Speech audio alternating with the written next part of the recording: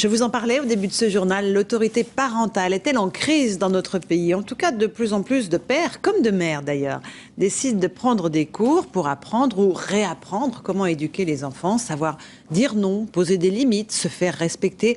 Pas toujours facile le métier de parent. C'est l'enquête de ce 20h. Elle est signée Guillaume Hennet, Jean-Yves May et Alexis Pinel.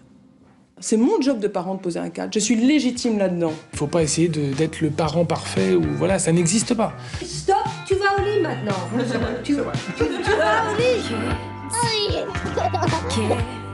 Il est 18h et comme tous les soirs...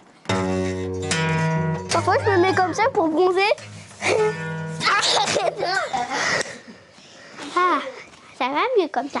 À peine rentrés de l'école, Noé et Clémentine ont une envie certaine de se défouler. Cela se passe sous les yeux de leur maman qui a le sentiment, parfois, d'être dépassée.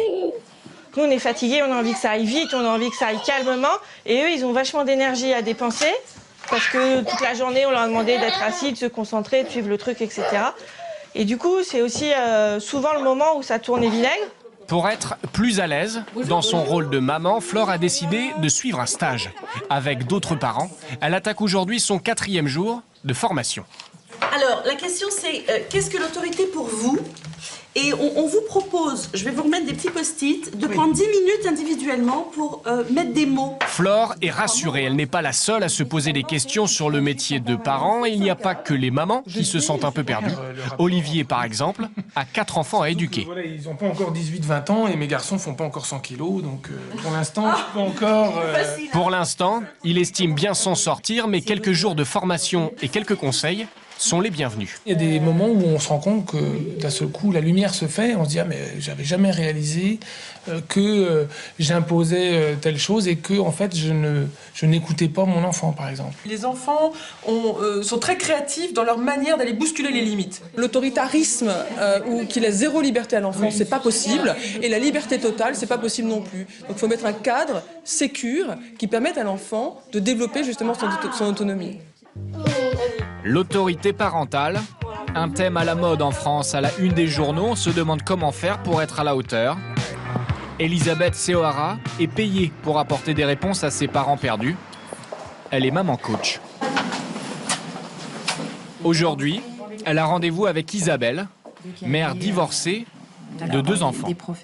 Et le week-end d'après, on va chez papa, c'est ça? Face aux familles décomposées, recomposées, le coaching parental est devenu un marché en pleine expansion. Je lui ai dit que j'allais pas le punir parce qu'après tout, je pense qu'il a été assez puni. Isabelle se pose beaucoup de questions sur l'éducation de ses enfants. Face à eux, il lui est souvent arrivé de baisser les bras. Plusieurs fois le matin, je me retrouvais en pleurs assise dans le couloir parce que je pensais que j'allais pas y arriver. Pour ne plus vivre ce genre de situation, elle fait donc appel à un coach 1 fois par semaine. Et tu te disputais beaucoup avec lui avant? Oui, mais là, c'est rare. Maintenant, c'est rare? Vous jouez bien ensemble tous les deux? Des fois, il veut pas que je joue avec. Le psy, en fait, s'intéresse beaucoup aux erreurs passées, aux souffrances passées, aux blessures, etc. Le coaching est plus basé dans l'action, sur l'action. Ok, on a un passé, qu'est-ce qu'on peut faire aujourd'hui avec ça, en fait? Passer à l'action, pour ne plus se laisser déborder. Aujourd'hui, face aux enfants, l'autorité ne s'impose plus. Elle s'apprend. Et toujours sur cette question de l'éducation, sachez que la Fondation K d'urgence organise ce jeudi à Paris un colloque sur les familles monoparentales. Selon un sondage paru hier, 4 femmes sur 10 craignent de devoir élever un jour seules leur enfant.